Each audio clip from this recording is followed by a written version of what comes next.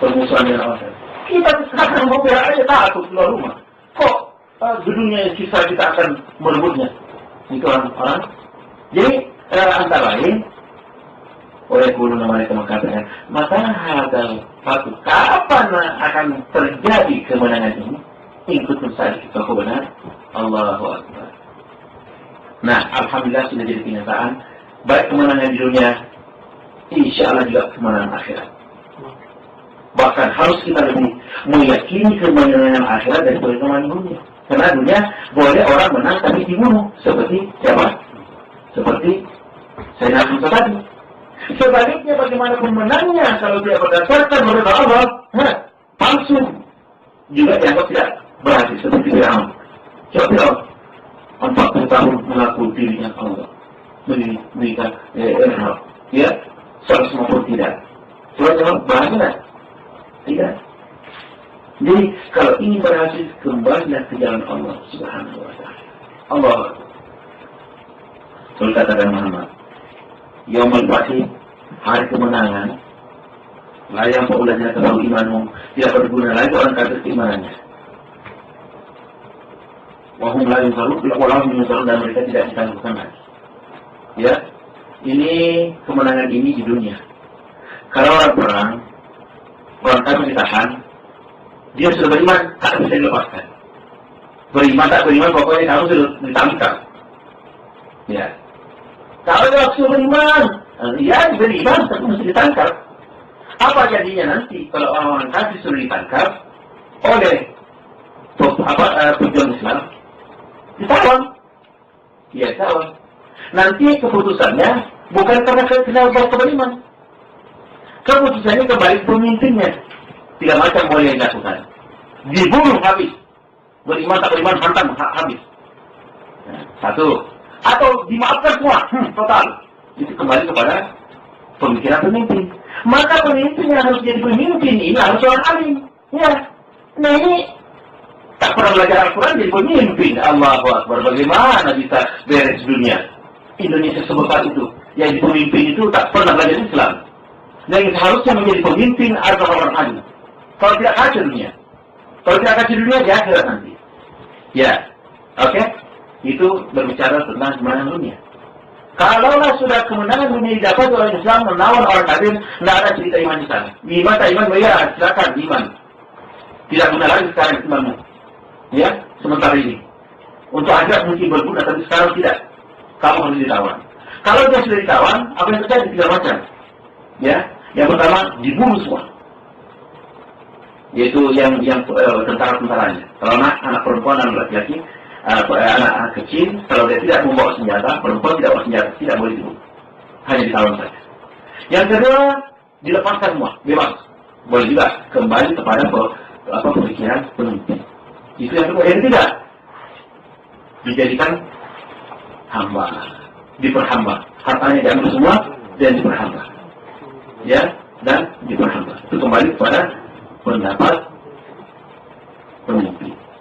Itu yang dimaksud pada hari kemenangan tidak berguna lagi iman seseorang untuk menghadapi persoalan. Itu di dunia. Kalau di akhirat, kalau di akhirat baru beriman, nah lebih pasti di akhirat. Kalau di akhirat beriman, tidak ada gunanya. Benar-benar tidak ada gunanya. Ya. Walaupun zalim dan mereka tidak ditangguhkan lagi. Kalau di akhirat tidak ditangguhkan. Di dunia tidak ditangguhkan. Kalau sudah terjebak di dalam tawanan, tidak ditangguhkan lagi. Tinggal keputusan yang 3 macam tadi. Kalau di akhirat juga tidak ditangguhkan, tunggulah sampai pulang ke dunia. Nak makan, kamu kembali ke dunia. Tidak ada itu. Ya, dia tinggal sekarang. Ada kesempatan. Ya, walaupun sedikit. Umur sudah tua. Ya, karena Allah tidak berhajat kepada amal saya kita. Allah tidak menjadi keberatan dosa-dosa kita. Kembali kepada kita. Jadi kalau Allah ingin memaafkan segala dosa kita, ini mudah saja. Karena dia tidak disakiti oleh dosa kita. Malah sangat gembira kalau kita bertobat. Sehingga dalam hadis Rasulullah, bagaimana gembiranya Allah kalau orang bertobat? Bagaimana? Dia suatu perumpamaan. Ada orang yang bersafir, berjalan di padang pasir. Ya, ketika dalam beristirahat, kendaraannya unta, ya, kendaraannya, di sana ada makanannya, di sana ada minumannya, di sana ada pakaian semuanya. Lepas. Dia pergi mencarinya sepanjang hari tak ketemu. Jadi kembali pasrah ke tempat di mana dia beristirahat tadi. Dia ingin menyerahkan dirinya untuk mati. Ketika itu dia istirahat, terlena sebentar. Dia buka matanya, untanya bersama segala apa yang ada di sana kembali ke hadapannya. Apa katanya? Allahumma anta bi wa rabbuka. Ya Allah, akulah Tuhanmu, akulah Rabbmu, engkau Allahku. Kenapa itu? Tersalah dalam ucapan karena gembiranya. Terlalu gembira, tidak dapat ukur gembiranya sehingga gembiranya luar biasa sehingga salah ucap. Oleh Allah, engkau hamba aku, dan akulah Rabbmu. Coba luar biasa kan? Kalau itu perlu disengaja pagi itu. Nah itu terjadi karena Rasulullah mengatakan apa yang menjadi persoalan? Orang ini tersalah karena gembira. Paham tak?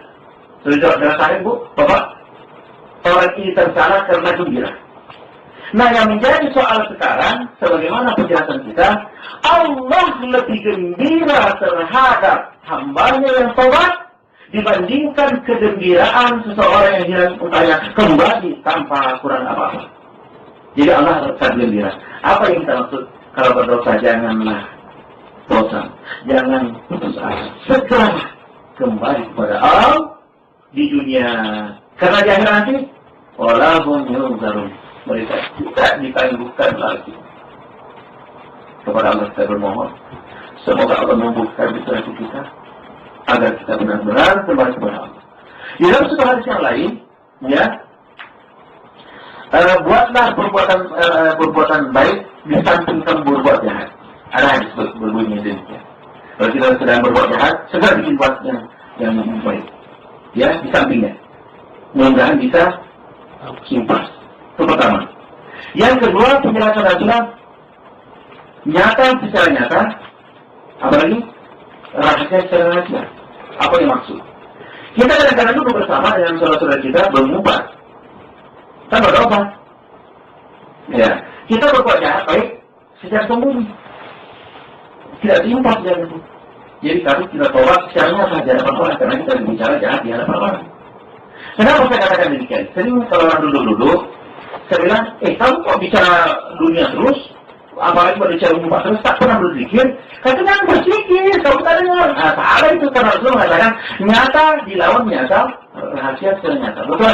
Artinya kalau kamu dulu bersama, kamu buat dosa secara rahasia, kamu juga sebabnya secara rahasia. Tapi kalau kamu membuat dosa di hadapan orang secara nyata, tobatnya juga secara nyata. Ini banyak orang salah. Paham tak? Sedang duduk-duduk, ibu-ibu, Bu, kok bicaranya dulu? Tidak pernah zikir. Kami juga zikir, cuma kamu tak dengar. Ini salah. Karena ketika kamu mengumpat, ketika kamu berbicara itu, aku dengar. Maka kamu juga dianjurkan kalau berbuat tobat juga kebenaran. Karena sudah mengingatkan begitu. Karena buatlah di samping kejahatan juga ada kebaikan. Apa? Aksiru disini, wal analnya adalah analnya. Ya, dosa yang kau buat secara rahasia, juga tobatnya boleh secara rahasia. Tapi kalau yang kau itu ada secara nyata, juga tobatnya secara nyata. Harus dengar orang. Nah itu, banyak kehidupan terjadi terhadap umat kita. Fa'arid anhum, maka berpalinglah engkau memakai mereka. Orang kafir. Ya. Wantar dan tunggu. Undang mutazil, sesungguhnya mereka juga menunggu. Yang menunggu keputusan apa yang terjadi di dunia dan di akhirat. Orang Islam tidak usah putus asa. Kenapa? Karena kalau dia mati syahid. Kalau dia hidup, mulia. Disebut dalam Surat Taubah, ihdal husnayain. Salah satu dari dua kebaikan. Jadi umat Islam yang benar tidak pernah tidak berhasil. Mati berhasil mati syahid. Hidup berhasil mulia.